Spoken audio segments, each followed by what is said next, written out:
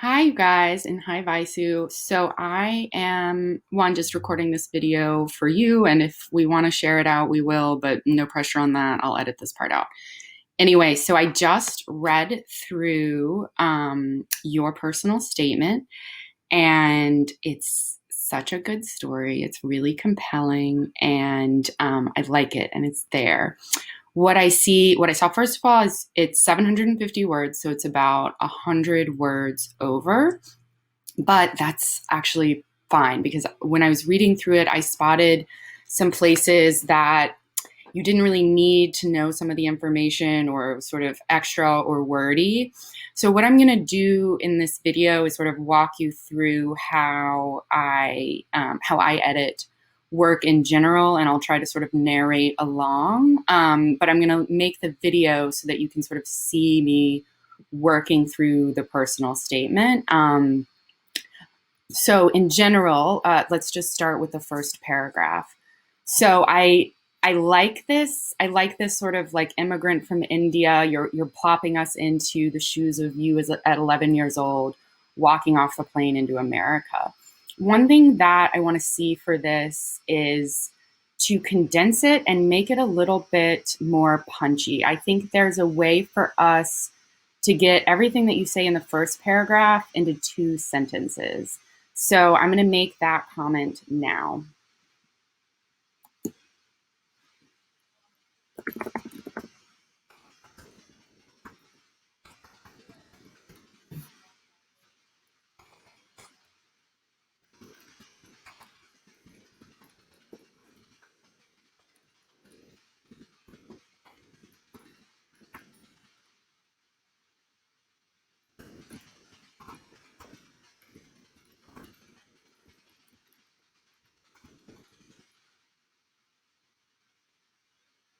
Oh, and another thing is, so I think you can say everything in this paragraph in two sentences. And if you need help, I'll help you narrow that down. But also, like, you want the topic sentence to be really punchy and quick. And that's something that you're going to do by editing this paragraph last. So I'm just going to type in that reminder for you. Remember that that intro paragraphs are always the most important, no matter what you're writing. And the first sentence, especially more so, and especially first sentence. So go back to this paragraph after you've edited everything else, and then we can sort of see what we're working with and what we want to leave in and what we don't want to leave in. So second paragraph, 2 months of my summer vacation were full of excitement and enjoyment since I went to Disneyland. So you talk about like the first 2 months of moving to America, right? That you're in Disneyland and like everything is really great and you're like, America's awesome. And then you're like, oh no, I have to go to school now. And that's going to be a whole set of worms. So I think, again, we can sort of condense this and make it more punchier. So what I want you to do in this sentence is to strengthen, like, paint me a picture. Like, don't tell me Disney World was great. Show me how Disney World was so great to 11-year-old you. And then that way, so, you know, we're with you. We're like with 11-year-old Vaisu at Disneyland. It's amazing. And then we're also with Vaisu when she's like, where, like, let's see, what are you doing? Yeah, crying in the bathroom. So we're also with you when you're crying in the bathroom. And you just want to make it really punchy and like again, like we'll just trim it down and get only the necessary words. So again, let's trim it down and highlight this great visual you have of 11-year-old you loving Disneyland and then hating or crying and then crying because you knew school was going to be overwhelming. Show us how awesome Disney Disneyland was, and that will help us feel your despair the night before. And yeah, like, and also like show us your fear, right? Like I stood crouching on the bathroom floor. That's sort of through strengthening descriptions and stuff. Because I think that's a great twist in this paragraph, right? Is like, oh my God, I get to America, everything is great. And then, oh wait, I have to go to school. And actually, maybe you could even begin this essay with that paragraph, and sort of merge the first paragraph once we condense it into this paragraph, because I think they're very similar. So maybe we open the personal statement with you like landing in America and going to Disneyland, right? Like you just sort of speed it up because you always want to get to the punch as soon as possible. All right, let's keep going. So, waving bye to my father and letting go of him on his first day was probably the most frightening moment I'd felt through middle school. Okay, show us. Paint a picture for us, right? Show us this. Paint a picture. Because, like, like what did the school building look like? Like, was it big? Was it multiple stories? Like, were all their kids screaming and making you nervous? Like, show us. Like, oh, because I know you remember that memory vividly, because like I have those memories that I remember vividly. Childhood is terrifying at times. And then, so I really like this part where you're like, some questions such as, can you repeat yourself? Why is your accent so weird? What is your favorite TV show? Like this sentence, I think let's revise that. Let's refine the sentence. Refine/revise this sentence to make it more clear. And the fact that people I mean, it's really hard. I mean, I don't know what it's like, but so show us what it's like. Show us what it's like to, I mean, kids are amazing. I'm sure you picked up the language quickly, but I'm sure it didn't feel quick at the time. So like, make us feel that, right? Though many of my classmates and teachers, yeah, so, and then racist remarks. So like one, you never want to use etc. in a formal paper.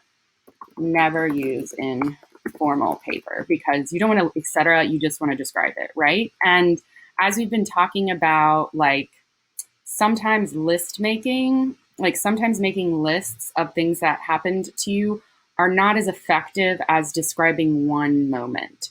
Because like, people just get tired of the listicles and listing it out. Sometimes it's weirdly more important or more profound and impactful when you just talk about one specific detail. So think of a specific memory or moment that shows the reader this so they can understand from that point of view.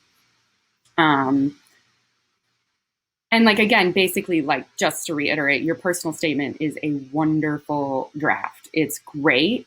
And you have all the difficult things out because you went through those memories. You've summarized what you want to say and where you want to go with this essay. And that's the hardest part. And now this is where the fun part gets in and where the creative part of deciding how to really communicate what you want and doing it. So, all right, next paragraph. A few years later, at the beginning of so you started working at a tutoring center that changed you as a person. Teaching. So this is your to go back to refer back to my blog post, the first draft of your personal statement. This is your turning point, like with a narrative arc, So this is your climax. This is your climax or critical turning point of you coming into your own in America.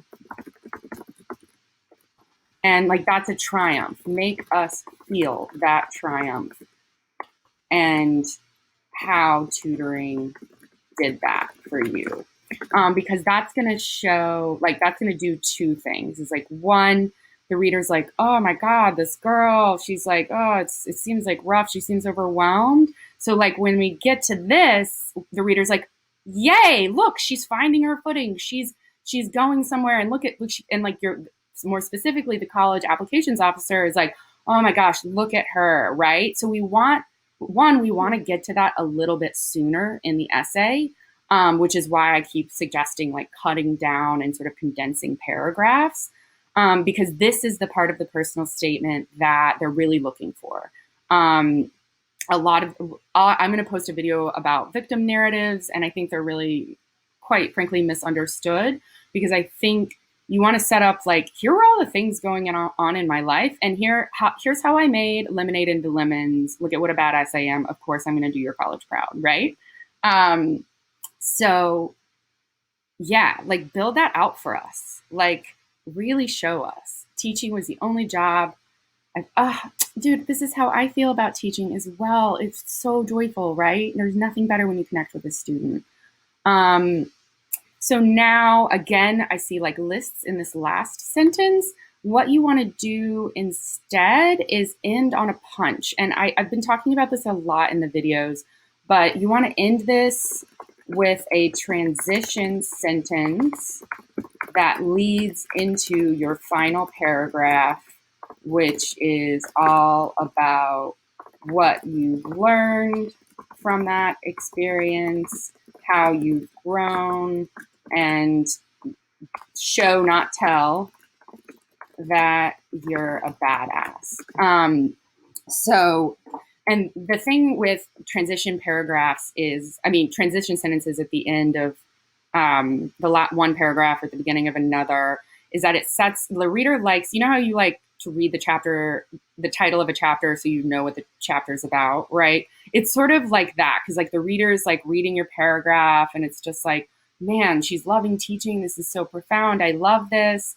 And then you want to sort of summarize everything that you, like the main ethos or the main vibe that you were going for in that paragraph, and connect it to what you're about to say next. So one example of a concluding sentence like this would be like, my passion for teaching, and my passion for children or humans or whatever, what ended up like making me realize that what was difficult at first about immigrating here also is what made me a wonderful person.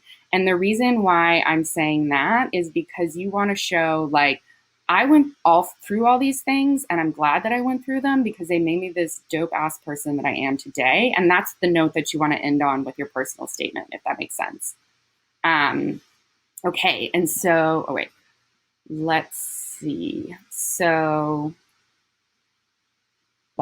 Last paragraph. On one of the days of our multicultural days, the kids would come up. You know what? Maybe this is a story showing your love of teaching. Let's keep reading. On the days of our multicultural days. Also, hear how that sounds like a little repetitive. Try to only use one word at a time in a sentence. When you start getting repetitive, it's just I don't know, boring writing, I guess. I do it all the time too. No judgment. On the days of our multicultural days, kids would come in their traditional dresses for the first month. And so, okay, what do you mean by traditional dresses? Like, paint a picture for us here. This set us up for this in the previous paragraph. Like, set us up for this. Are you tutoring Indian children? What are their traditional dresses? Paint. Oh, I get it. On our multicultural days. Oh, I see. Sorry. Oh, I get it. So yeah, but still paint a picture. Like what kind of ethnic groups are we working with? Like, let the reader in on what you saw that day and what you experienced, because they're, unfortunately they can't read our minds. Or maybe that is a good thing. So, okay, for the first month they were to bring their food. The second month, so this is a little confusing, right? So like, let's clean up that sentence. Clean this up. It's a little confusing. I think I can tell that you got to the end of the essay and you're like, come on, I just need to get it done. It's how I end all my essays too. Anyway. Each of them would come prepared, but I don't think we need all this detail. Focus on strengthening this story, in this paragraph out with more specific details, like show us, don't tell us. So here we go. My goal was to keep everyone connected to their culture. I love this. This should be like either a transition sentence or a topic sentence in your concluding paragraph. And oftentimes we write the best sentences and bury them in the middle of paragraphs, but that's where they're most likely to be looked over. So you want to like make sure you separate that and highlight it. So I'm going to go ahead and just my goal was to keep everyone connected to their I love this. So they didn't turn. I see where you're going now with the stories of the bullying. Okay. This was my way to contribute a part in trying to prevent bullying by educating. I love this so much. This is a powerful ending. Yes. Okay. So this is great. Good job, Vaisu. So all you have left to do is just clean it up, right? Really strengthen your descriptions, get rid of some wordiness, definitely condense it because remember, we're looking for 650 words and they got to be bump, bump, bump. You want to, you want to get to here sooner. You want to get to the critical. Also, you want to get to here sooner. Which is why I recommend condensing the first two paragraphs into one. And I know like learning how to cut stuff is really hard, and hopefully like I'll be able to do another video on it. But for right now, take what you have, like these descriptions that need cleaning up and like are telling us, not showing us, and convert it into showing us a little bit more. Like paint a picture of what it was like to be 11-year-old Vaisu, not like at this brand new country where all these kids were loud and I'm sure very rude in comparison, and they're bullying you and you're like, what? But you guys are the crazy, right? And talk about that feeling. Make the reader feel that feeling.